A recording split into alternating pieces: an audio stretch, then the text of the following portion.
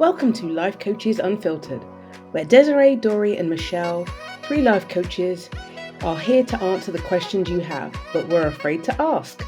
No fluff, no filters, just real talk to help you navigate life's big challenges. Let's dive in. Hey y'all, we're back for episode 3 of season 2 with Life Coaches Unfiltered. Today it's just me and Doree holding down the fort, and we are going to talk about, do happy people piss you off? Which is a little bit of a, just a little, like, I think a lot of people don't want to admit it, but let's be real, y'all. This is real talk. So, Doree, how you doing this morning? I'm good. I'm good. Had an interesting weekend. We kind of already talked a little bit about that, but it's life still happens and but yeah, I'm good. It's coming up on an emotional week for me, so I'm allowing myself for everybody. I guess I'll just share with the listeners that don't know, my husband passed. Sunday will be a year since he's passed, and so I'm just allowing myself to feel when it's time to feel. I will tell you, working on this podcast with you and Michelle is actually a wonderful outlet for me to be able to express things and talk about things. And sometimes when I'm talking about things, we're working on ourselves too. So, how are you? We're a project. We're a whole project. I'm good. I had to travel unexpectedly for a funeral. My uncle died at the beginning of July, and yeah, so I got some family time in, and I'm getting back into the groove. Oh my gosh, like life just, I don't have this like crazy busy life, like, 4 kids and school and like a full-time job. And I'm like, how, I don't know how y'all mamas out there holding down the forts, especially the beginning of the school year. Oh, y'all are doing the real work. Cause yeah, I just, I don't know how y'all are doing it. I guess you're running on coffee, lots of coffee and Red Bull. But yeah, so I got to give it to y'all. Like I really have very little reason to complain. But yeah, I had a pretty good weekend. Good. Well, So glad to see you this yeah. morning. So today's a little bit provocative. And I'm not gonna lie, I think I brought this topic up and Dory and I were laughing about it. I remember back in college, like I just, I think we grow up in our little microcosm of our family and we think that everybody is like that, right? And so I truly did not understand happy people. And it's not that I, I didn't grow up in a happy, I think, I don't know. I don't know what kind of family I grew up in. It was complicated. It got complicated. Uh when I was a youngin, like about 10 to 12. It got complicated, but it, and then my parents got divorced. Big shocker. But I don't know. I remember sitting the first time I didn't even know I was having this thought. And like, I was around somebody who was genuinely happy and they were just well adjusted. And I was like, oh, like I was annoyed by them. And in my brain, I was like, this person is happy because their life is perfect and they have a boyfriend and da da da da da and they're smart and all these things. And I had no idea that I had any control over my own happiness. So I'm just curious, when I brought this topic up to you, what resonated for you, Dory? Because we were immediately like, yes, we have to talk about this. Because I too, I grew up waiting for the other shoe to drop.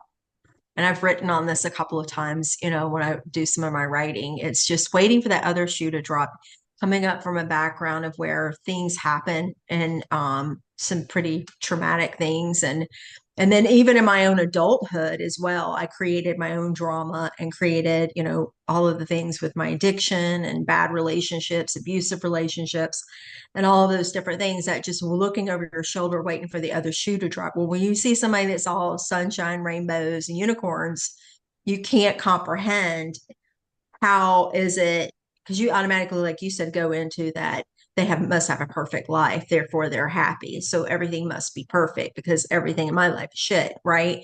And so you kind of look at that. so it resonated with me because it still resonates with me when I'm not in a good connection with who I am and in practicing all the things I talk about. I have the tendency of being able to like spot someone that's in a good place and go, well, why are they so happy? Just kind of. So anyway, when you said this, I was like, oh yeah, yeah, we got to talk about this because I know that it is just it is a thing. Yeah. Like, I mean, my dad grew up in a horribly abusive home. I did not know this until he died. I was in my 20s when he died. And it just so he was always waiting for the other shoe to drop. My mom didn't grow up in a great household. Her dad died when she was 14. He was killed in a drunk driving accident. He was in a truck with his father. So like just she grew up in a really tough situation. Um and that grandmother didn't have her stuff together either in a lot of ways. And it was just always waiting for the other shoe to drop. And the lots of drama in family life, like not necessarily my immediate family, but the extended family. And it was just always my dad would call it yo-yoing. Oh, like somebody called me and they're yo-yoing. Like people would call and complain and, bitch and whatever, or, there was something brewing. It was just always something. Mhm. And I guess we just, you're steeped in it. Like, if we think of ourselves as little tea leaves, we're steeped in that environment. And then we grow up and we walk through the world and we have no idea why we're seeing the things that we're seeing. Or like those are assumptions and perspectives and things that we just think are normal in the world. Yep. You grow up in a way of seeing the world as a glass half full. And when you grow up that way and you encounter someone who sees the world in a different way, maybe or when you perceive, I'm just going to say this, perceive Hmm. that we perceive everything, right? We perceive that I'm happy. And truly, maybe in 3/4 of my life I am, and other pieces I'm not. It's how we perceive people to be. But we look at them and we go, oh, they must be a glass half full person, and then therefore, I'm judging them from what I'm seeing. I'm judging them from my background and those sort of things. It doesn't. I don't know. The first time I saw somebody that was truly happy, I just was like, what's wrong with this person? It was almost like a shock. Like, why? Because I didn't grow, I don't want to slight my family, but I didn't grow up in a family that was very happy. Everybody was always looking for the next thing or looking for when this happens, I'll be happy. And that's just sort of the way that I was brought up and trained to be. And so seeing someone that was happy and their life seemed to be kind of in order, it just kind of like shook me a little bit. Yeah. Like I remember I lived with some friends when I was going through my divorce, and they were so normal, they were weird to me. And I have told them this 1,000 times. I was like, oh my God, like you guys communicate? Like, can you pick up this one from dance? And da da da da da. And I'm like, how y'all make dinner? Like, hey, mom, I'll help. I'll chop the onions tonight or They whatever, right? sit together and have dinner too. That I was was like, what is this? And it would like I just they were just such a joyful, just happy, well-adjusted family. And I was like, what is wrong with y'all? Where is the mhm. fighting? Where is the annoyance? Where's the miscommunication? Where Where's is the the drugs? like I it was but they're just genuinely like I well-adjusted people. And this person is a really good friend of mine. Um I love her and her family. I will always remember the kindness they extended to me during that time. Um, to let me live in their guest room, and they'd invite me to dinner. And I mean, it was just like I was like, wow. Like I had this peek into like it was like a display in Epcot of like, this is what your life can be, you know? Except it was crazy. And I think that, there were times where I would get more upset about that. Now I'm just like, Now, when happy people start to piss me off, it's a barometer for me to look inside to see what I'm missing, right? Yes. Yes. And like, okay, what work do I need to do? And I think Yes. that, the difference is when we're still in the funk from the family funk that that toxic tea that we've been steeped in, those unhealthy patterns, like we can't see that, right? Mm-hmm. It's very it's interesting. I'm such a geek. I'm such a geek. I was watching on Amazon Prime this weekend about being able to recognize your own biases and that sort of thing. There's a whole series, it's 24 episodes of this guy who's talking psychology and how the mind works and how we have all these different biases and you can't even see the bias of your own bias. It's very interesting, but we become so ingrained in our own ecosystem of our family that we don't even understand that that it's different out there and you see someone that's happy and just it I don't know, it's foreign. It's so foreign that I think we tend to judge too when we see someone that we could perceive as again and perceive as happy. We judge them, but we judge them on our own barometer. I when we were I was thinking about this episode and kind of reflecting on some of the things that I've learned and going through sobriety. One of the things is that, if there's a person, place, or thing that's irritating me, it has to do with me. Mm-hmm. It has nothing to do with that person. It's something that I'm lacking. It's something that I want or something that I need. And like you said, when that barometer goes off, I need to investigate what that is. Why is this person? What is it that they're showing me that they have? Is it a relationship? Do they have the money that I want? Are they traveling, doing the traveling lifestyle that I want? What is it about that they're reflecting to me that I think is making them happy that's now making me unhappy? Yeah. And, it still happens. It still happens. Well, I mean, we're human beings. So Yeah. no matter how much work we do, we're still going to struggle. Like Yeah. it's this messy but beautiful experience and frustrating, but also like amazing. Yeah. Um, and so that was so interesting that I was going to ask you, like, when did that door start to open for you of like, oh, maybe this is something that is internal to me instead of external. And Oh, sorry. I go was going ahead. to say one of the things I thought of is like when I saw happy people throughout my life and all of that and was like um but there was this time when I saw this happiness that was just a true happiness. It wasn't about money, relationships, any of this. And I pulled up into an AA parking lot and it was my maybe third visit. I was maybe still like a week into it or whatever. And there was this woman standing outside eating an ice cream cone outside the meeting. She had this beautiful smile on her face. The sun was shining on her, and she's sitting there eating this ice cream cone. And that ice cream cone made her like, I don't think it was the cone that was making her happy. It's just she had this like thing inside of her that was making her glow and happy. And I want that. That's what I want. And so it was the first time in my life that I realized I wasn't jealous of her for being happy. I wanted whatever it was.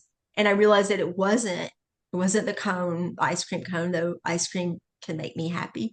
But it wasn't the ice cream cone. There was something inside of her that was glowing from the inside out that I was like, whoa, I want that.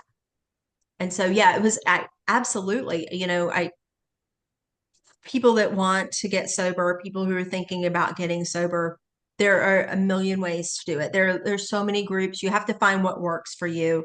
But for me, in that moment at an AA meeting, I learned that like I was able to see for the first time when someone actually had a happiness that had nothing to do with exterior things.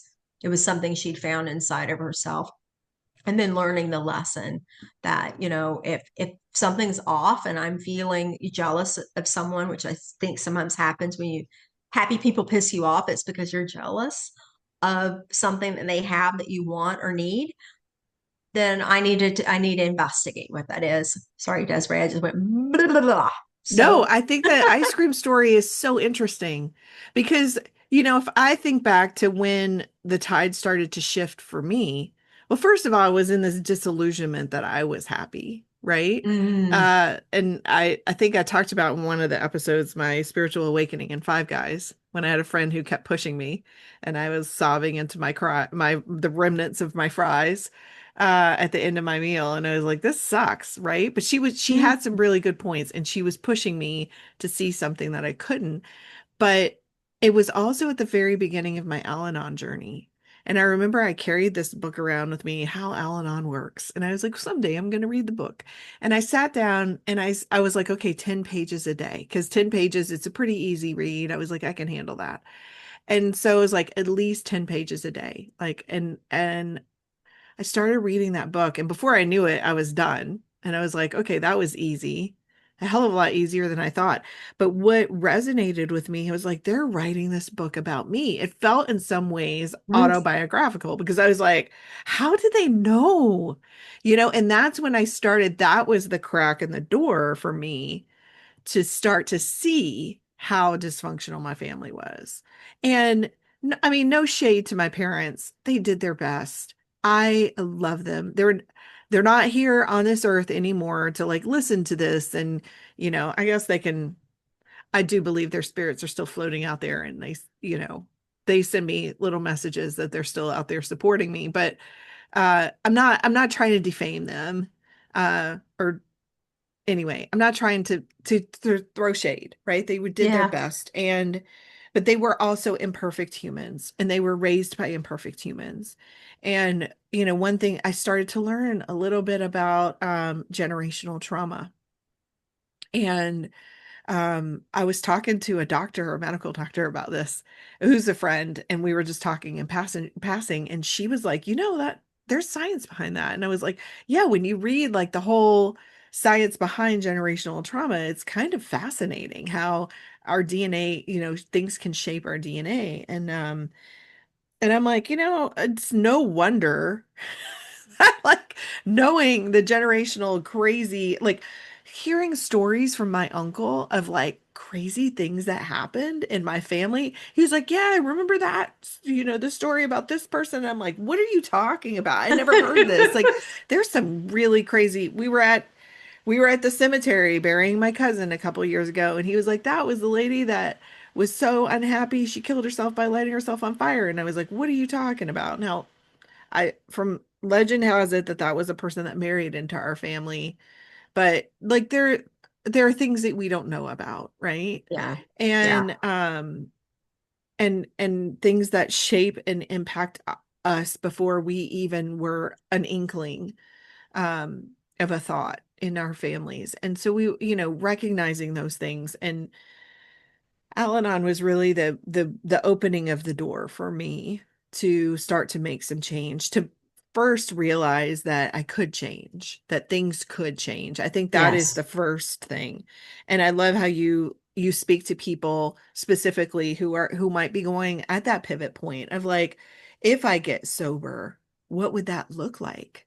Yeah. And yesterday, so I follow Edwin McCain is like one of my all-time favorite. I love acoustic artists, and I love his lyrics. He writes songs that speak to my soul. And he's sober. He got sober, I don't remember how many years ago, but there's a video clip of him on social media talking about his sobriety journey. And he was like, I didn't think that I would ever like have fun again. Yes. Oh my God. Yes. Yeah. Because I think so many people tie their fun and their personality and their excitement to substances that they abuse. Yeah. But Well, not even just substances, like relationships and things and all those things. But yeah, sorry, I interrupted, but no, yeah, go ahead.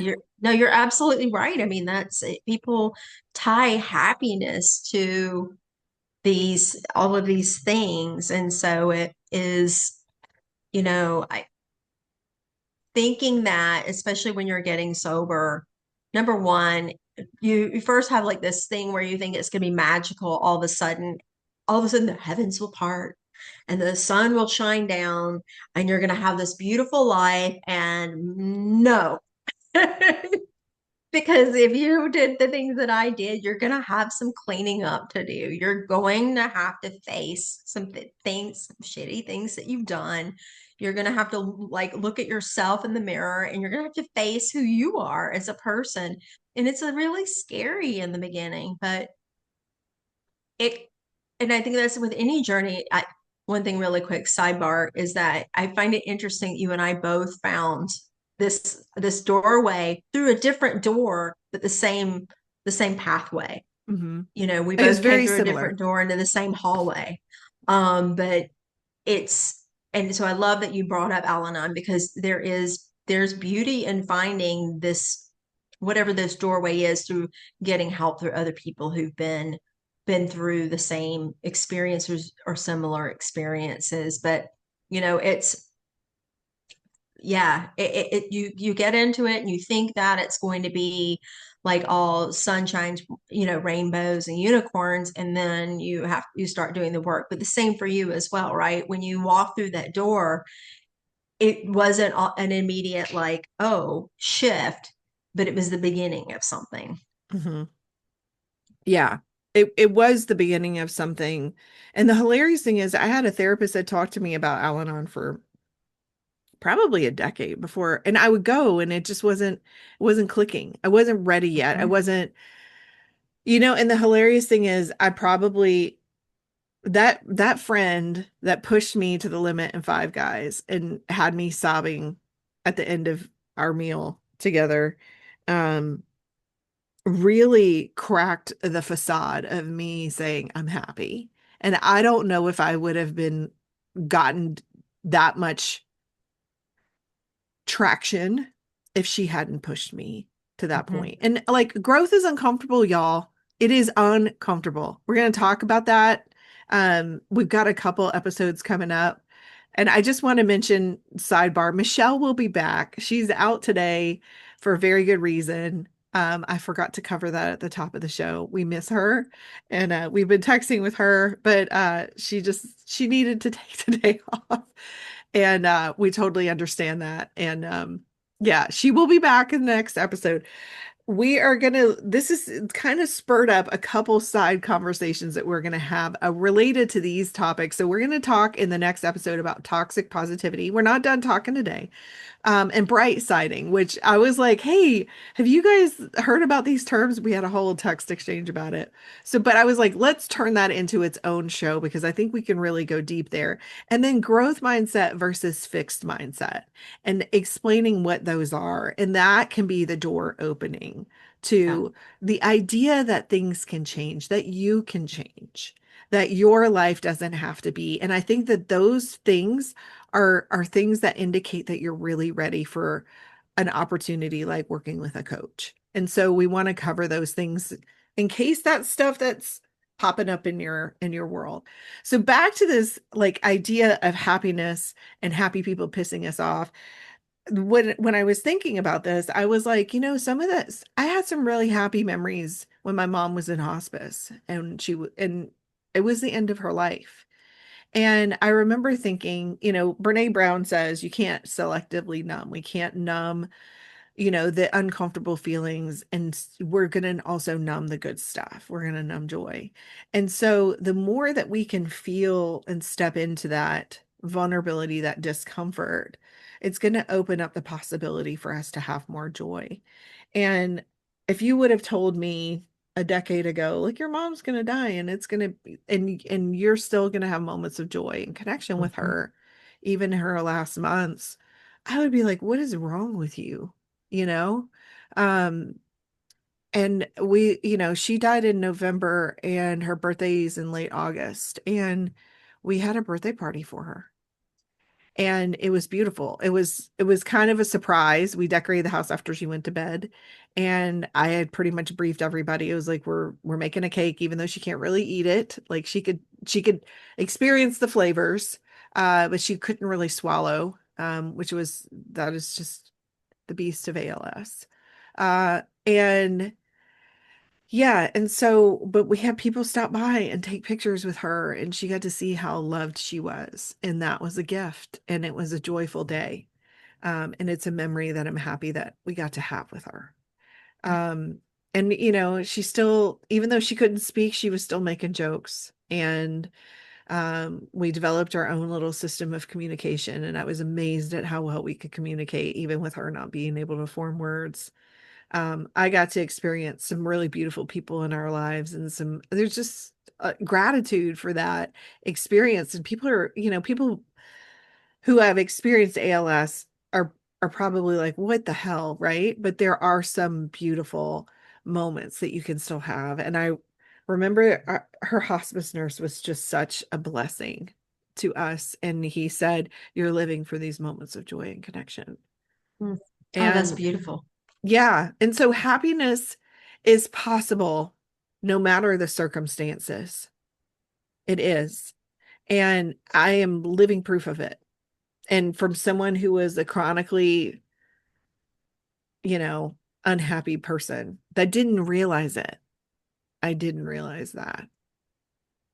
Yeah, that's the part that I love that because when you were saying that, it's so beautiful that you can pick out like in this time that's supposed to be probably like one of the worst times of your life, you can look at this and go, there's so much beauty that you get to share. And I think that I picked two words out of what you were saying that I was thinking about when you were saying this was number one was beauty, finding beauty in even a circumstance that most people would probably think is just tragic.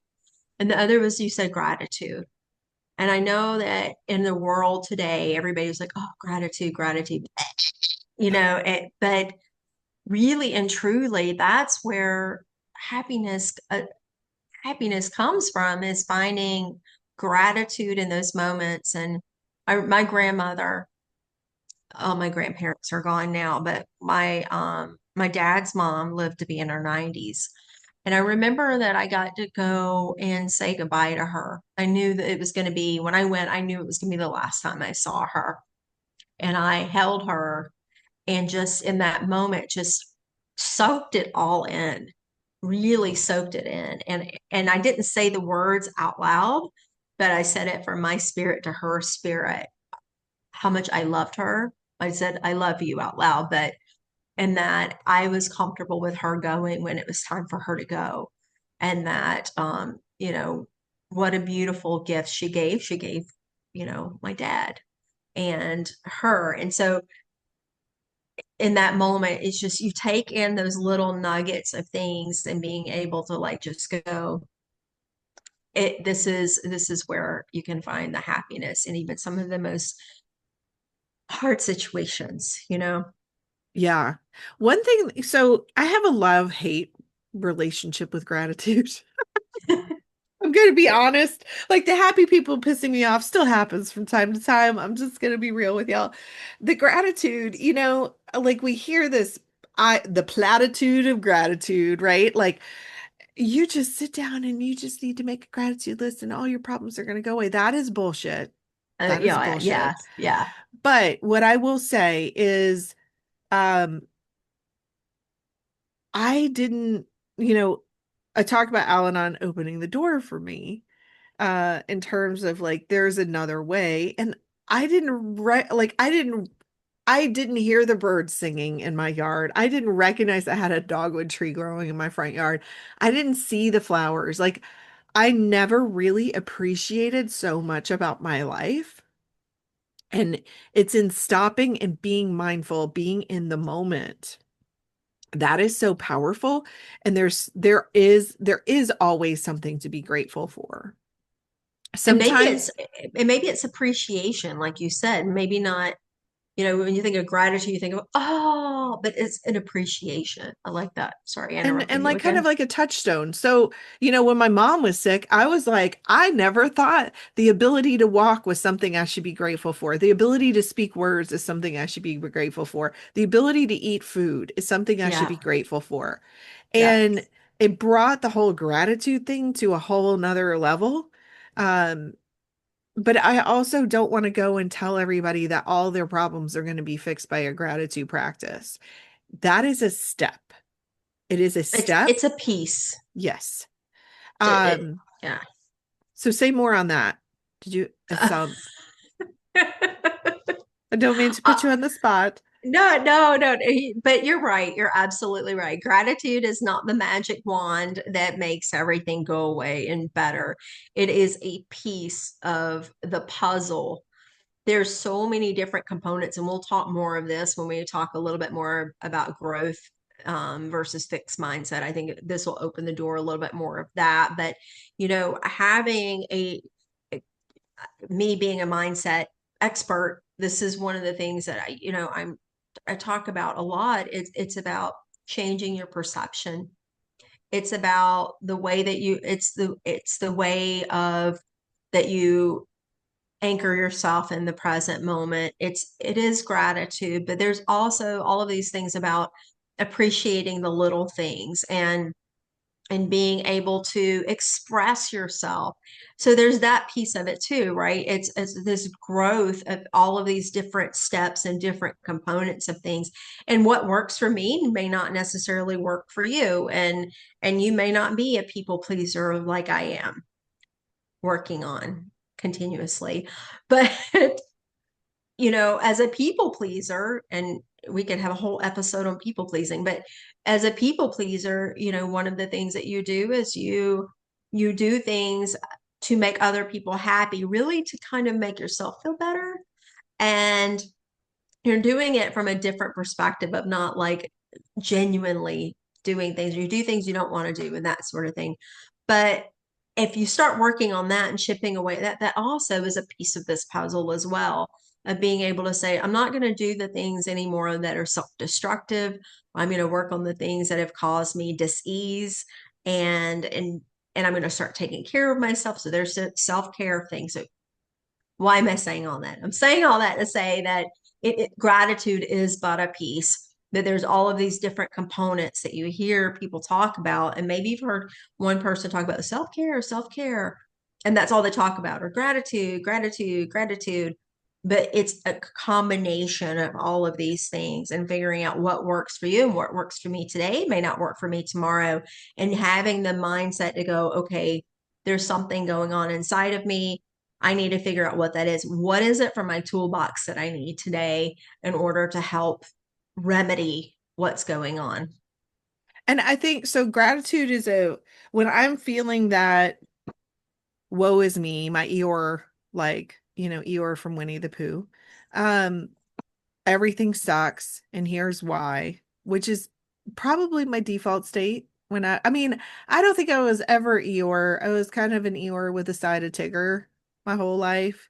But the Tigger part of me has definitely grown. But there are Eeyore days that I have. And I think when I'm in that space, first of all, knowing that I can that I can shift is like gives me the power to do that. Some days I don't wanna. Like I'm like I just kind of want to live in my miserable space. But Yeah. the gratitude piece helps me remember that I don't have to live there all the Yes. time. I don't have to build my permanent home there. And so it's just a reminder, it's a touchstone. Um, but if you yeah, like just be gentle with yourself on the gratitude thing. And it's just not it's not a cure-all. It's just It's not. not. Um It's not. yeah. And the self-care thing, I think one thing that I am sensing in people that I work with, people that I see kind of going through the midlife muck is they don't know what they need. And so when we talk about self-care, like I asked somebody a question yesterday, it sounds like this person is getting what they need from this activity, but what do you need? Because there's something that you're not filling in you. There's some need that you're not satisfying in you that you see this other person experiencing, and it's causing this malcontent. Yeah. Um, and a lot of times from women, it's like, I don't know what I need. And I think because especially moms are putting everybody else first. Mhm. And I'm not, as someone who has not birthed a child, I'm not going to pretend that I know everything about this, but they don't give themselves the space to figure out what they also need in addition to their family that they're lovingly supporting all the time. They're pouring so much into. And so I invite people to stop and say, what do I need? What would make me happy? What would make me feel better? What does self-care look like? And if you think that self-care is a glass of wine, let's talk about that, because I'm going to tell you right now, it messes with your sleep. You don't think Yeah. you think it makes you sleep better? We have Yeah. those wearable trackers, and I'm telling you, wear one night after you have a glass of wine and see how crappy your sleep is. I'm a Yeah. data nerd. I resemble the nerdy thing, right? Give me the data. And I have never seen data that alcohol makes you sleep better. It does not. It might numb your pain, but And I'm going to talk about men for a second because, I've actually been seeing more men in my practice. mhm. I've actually a lot. It's interesting to me how universe, God, I use universe, brings people to you to show you different things. And what it shows me sometimes is sort of like what the world is going through and what they're needing. And I've had, yeah, a lot of men have been coming through, and I think that that's the same for them as well, but in a different way. A lot of times we see them going off and doing their thing. You're like, yes, yes, yes, but they're not looking at their own needs from an emotional perspective. They're shutting down and not being feeling that freedom to be able to express what they're feeling, and talking about the generational stuff. They bring a lot of stuff into especially like when they're working with me. I see them bring it in and go, well, I can't express this. I'm not supposed to feel this way. I'm not supposed to feel, all I'm supposed to feel is tough, and all of these different things, and being able to allow yourself to be able to feel. And one of those things is happiness too. A lot of times I think that there's a persona around a way a man is supposed to be, and overly happy ain't one of them. It's Mhm. supposed to be serious. Everything is serious business. I'm supposed to take care of my family. I'm supposed to work really hard, and I'm supposed to be strong for everybody. Well, they don't allow themselves to be tender for themselves.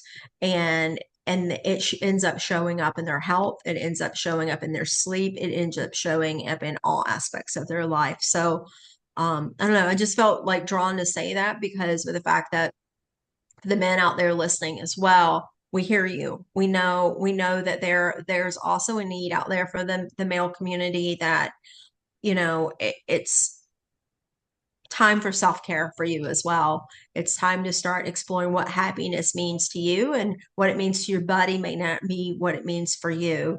And so you have that God-given right to be able to find out what it is that makes you happy as well. I love that. Like I see my sister raising two boys. And it's an interesting time in our culture, especially with we're seeing, not necessarily, I don't know if it's roles shifting, but things are shifting between men and women in our culture. And, men feel this pressure to always be the provider and Mm-hmm. strong. And, Mm-hmm. and yeah, there are societal pressures on men, as there are on women. And I just hope that, and I do see this in some communities, that men and women are able to express their own struggles and come together and find ways to acknowledge both pieces. But it takes a lot of growth on all of our parts, because society has ingrained us in certain roles and structures. And yeah, a lot of times we don't recognize what other people's struggles are. Yeah. So thank you Yeah. for bringing up that perspective. Thank you. So I think Thanks it's for allowing me to say so it. where does happiness come from? Like if we're talking, like, who is responsible for our own happiness? How do like, what are Oh, your thoughts on that? that joie de vivre. It is absolutely an inside job. I it I know people know this. And that's the thing that's funny is because us saying this, me saying this out loud, our listeners are probably going, I already know that. I've already heard that. It's an inside job. No, nothing else, nothing, but really evaluate how many things are you looking for externally for happiness. And if you took a notepad with you and just kind of like go, okay, I'm looking for happiness, and what are you thinking in that moment? Is it a donut? Is it, what is it that you're looking for? But being able to be okay with yourself, I think that for me, the moment that I started becoming more comfortable with who I am and being able to also have this different mindset of this world of abundance and this thought of when Ken passed, one of the things, Desiree, you probably heard me say this because I kept saying it, I kept catching myself going, I'm going to be okay. I'm going to be okay. And I had to stop myself and went, I've always been well. I am well, and I will continue to be well. I've always been taken care of. I am taken care of, and I will continue to be taken care of. I had to keep reframing that even in that time because someone jerked the rug out from under me a year ago, like really jerked it out hard. And my head hit the floor, not literally, but Yeah. when that happened. So being able to have that kind of feeling inside of me that goes, I I am well. I'm well. I'm well. And that for me creates this sense of just this peace. And for me, where peace is where happiness is. All of those things are just so intertwined together that when I'm at peace with myself and all is well within myself, then all is well in my world. And I just have to remind myself of that. Does that sound too like fruit, like too woo? But No, I think it is a return to self. Um, our happiness definitely is our responsibility and we have control over it. And the good news is we can change, we have control over it, but the bad news is our responsibility. yes, So, with that control comes responsibility. I think a lot of times we in the past I've been in relationships where it would be like if you would just do this it would make me happy, and it's like that's not love, that's control, and controlling other people will never bring you true happiness. You've got to find it in yourself and then bring your whole ass self to a relationship. So if you are unhappy and you're trying to fix other people and thinking that other people are going to make you happy and other external circumstances are going to make you happy, that is a signal to turn that right back around and look at yourself and what you need to do. I was having a conversation with somebody last night and I said, you know, like work on cultivating the love in yourself yeah. instead of looking for it in other people. And it's hard because people don't know how to love themselves. I And have a quick, sorry, I oh, got to interject really quick or I'll forget no, go ahead. that menopause brain. So when I got sober, I was in intensive outpatient rehab, and so I had a counselor, and the counselor's like, "You need stuff. You need to love yourself." And I was like, I don't know what that is. I don't know how to do that." So I went home and Googled it.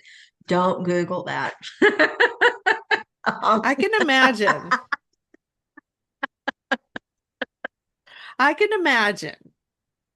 But that's how clueless I was about how to even begin to love myself. I had to go Google it to even start exploring what that even meant. So sorry, I just when you were You talking probably about that, you felt like an alien on the planet, like just like I felt like an alien living in a household where people were exhibiting normal, healthy behaviors. yeah, like what is that? I don't even know what that is. It's just like when you tell people self-care, they immediately go, well, I don't have time for a massage. I'm like, it's not all about a massage. Massages are great, but it's not always about a massage. But yeah, I mean, self-love. self-care can be 5 minutes of stopping and checking in with what you need today. Okay. Like I am really feeling run down. Okay. Let me go sit and look at the trees for 5 minutes and figure out what would make me feel better. What can I shift in my day from here going forward? Yeah. Who can I ask for help and support? That self-care does not have to be this grandiose thing, Yeah. you Yeah. know? And it's a lot of times it can just be a touch point with yourself of being aware and compassionate. Mhm. And I think it's interesting that you talk about how your counselor was like, you need to love yourself. And you're like, how the hell do I do that? I have heard that very recently from somebody pretty close to me, and that they are working on, their counselor is like, you need to work on loving your inner child. And they're like, how the hell, who is that? And what do I do with that? And I was like, it is a practice and it feels really weird because I think in this day and age, like in so many cultures, we're raised to be humble. We're raised to be, oh, you just need to be humble and, not be, flamboyant and, promoting yourself too much. Yeah. And, like just be humble and be quiet. And that's especially women, right? And so I think that gets in the way of us loving ourselves because we want to be humble and we don't want to be like, I'm really proud of myself. We don't know how to take a compliment, give ourselves a compliment, give ourselves credit when things are hard. I mean, I remember when my dad died, I was one semester away from graduating, and somebody said, oh my God, how did you do that? I would have had to take a year off. And I was like, I didn't have time. Like, I didn't have enough. Honest to God, never even considered taking time off. I was like, I've got to finish school. These are my goals. This is what I have coming up. I need to meet my commitments. Never occurred to me to check in with myself and say, what do you need, Desiree? Yeah. Yeah. Never occurred to me. It was just barrel towards that goal and finish, Yeah. and then on to the next thing. And I think, if I would have been more loving to myself, I would have stopped and said, what do you need? What do you really need? And a lot of times we'll look at, logical analytical indicators and, well, I need to make money, or I need to, you know what? Have faith in yourself to figure it out. Mhm. Have faith in yourself to figure it out. And have faith in yourself to have what you need to get through whatever you're facing. But having that touchstone with yourself to say, what do I need to make myself happy? What do I need to make myself feel better, to help me feel better? Not to make, I don't like that, make yourself feel better, but help me feel better in this moment. That it starts a practice. It's kind of like gratitude is one piece of the puzzle. Checking in with yourself is another really important piece. Yeah. So we talked a lot about happiness today. Probably dispelled some myths. Michelle's not here to drop the uncomfortable question of the week. Um, okay. Here's one. Are you judging someone's positivity, or are you longing for what they have? I Mhm. think we touched on this a little bit. Yeah. Well, it's interesting that I was going to say something earlier anyway, which kind of ties into this. I have this friend who's killing it, just killing it in life. I mean, she is beautiful, fit, has an amazing husband. They have 3 homes. They travel everywhere. Her coaching business is like, she's stellar. I mean, she's beautiful inside and out. And you would look at her because she lives it out loud and she's not afraid to talk about it. I had dinner with her this past week and she was talking about, just getting back from her home here and there and all of those things and killing it in her business and all that. She talks about it openly and honestly. And part of me in the beginning was like, ooh, because again, it's that be humble, be that type of thing. So we can also have sort of that thing where her happiness brought on that, how dare she talk about it? And I'm like, no, I had to check myself. I had to check myself and go, what is it about like myself? Go back into that again and go, what is it about myself? And it was number one, I'm getting kind of lonely. There's a difference in being alone and lonely. I'm comfortable with being alone. I like myself. I like my alone time, but you get kind of lonely sometimes. And, I had to kind of look at that and then go, okay, there's other aspects of some things she's doing that's kind of like things that I want to be doing. So I'm like, okay, but I'm not doing the things that she did to get there. So what I got to do, I got to get off my ass and start doing the things I need to do in order to make the momentum to get towards some of my own dreams and goals. So yeah, that's kind of where that landed with me. Yeah. Like I had someone um that was, very proud of their accomplishments, and we were in a group and they were speaking up about what they were doing, and I was like, hey, I'm doing a lot of that stuff too. I'm just not talking about it. And I had a friend like elbowing me like, when are you going to share about what you're doing? And I was like, oh, that person just rubbed me the wrong way. And then it was like, no, no. And I had a whole coaching session with myself on the way home, in the car of like, man, that really pissed me off. And it was like, why are you sitting there and staying silent? And I was like, I need to work on that.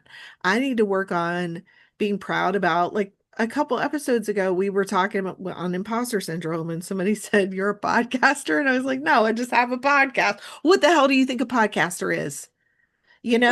So like, like I I was raised with this, like, be humble, shove your stuff down, like, and it was just bubbling up. And I'm proud of our silly little podcast. Oh, I call it silly little podcast. I'm proud of our podcast. Me too.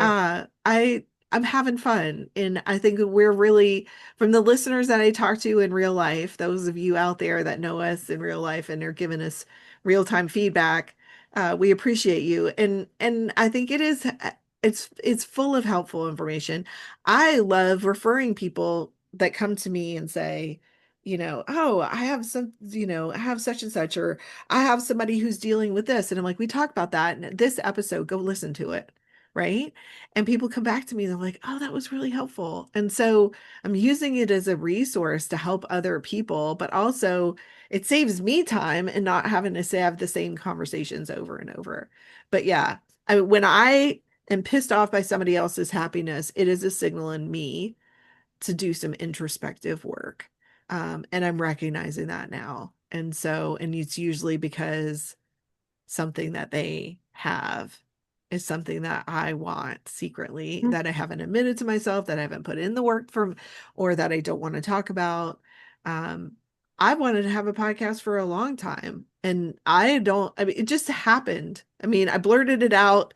It all came together. We just started doing it, and it's been a lot of fun. So yeah. All right. Do you want to talk about the next episode we're going to cover, Doree? Toxic positivity. So, did people being positive make you want to puke? No, that was this episode. No, toxic positivity is all about it's actually been around. The concept has been around for a while. For people that haven't heard of it, and it's about the fact that sometimes being over positive can actually have a negative effect, and it's about being not, I think of it as authentic. It's about trying to put the positive band-aid on everything, and you're all good, you're all good, stay positive, say good things, think good thoughts, and everything's going to be okay. Well, what are you really covering up when you're doing that? So that is next week's episode. I'm excited to talk about it. I've got a Yeah. lot of stories around that one. Yeah. And I first learned about it, I think, in yoga teacher training, and then in grief training, we talked about bright siding, which is a sidebar to toxic positivity that we'll get into. Yeah. And it's an interesting concept. I think at first people can get a little riled up about it. Um, Defensive. yes. But I did. I was defensive the first time I heard about well, this because I because the I'm a way I little, described it, and I was like, "Oh, it's the people with the good vibes only shirts," and you were like, "That's what my that's my doormat front says." mat. Anyway, and that's an oversimplification. But listen, I believe that talking about these things is what makes life beautiful, and like Not that we disagree on any of that, but let's talk about it. And there's no reason for us to get upset about it. Well, This we're is, varying degrees of where we feel about all of this stuff anyway. Where yeah. the way that we talk about this seems to be, we've all seem to be pretty much on the same page about a lot of things. But I agree. Next week's topic does exist, absolutely. But I'm of a different, we're at varying degrees, and that's just the way it is, and that's what makes this world beautiful. And we're all on different spots in our journey. Yeah, Yeah. which is probably where the varying degrees comes from. But Yeah. yeah, we'll see you guys in 2 weeks talking about toxic positivity and bright siding. Until then. Bye.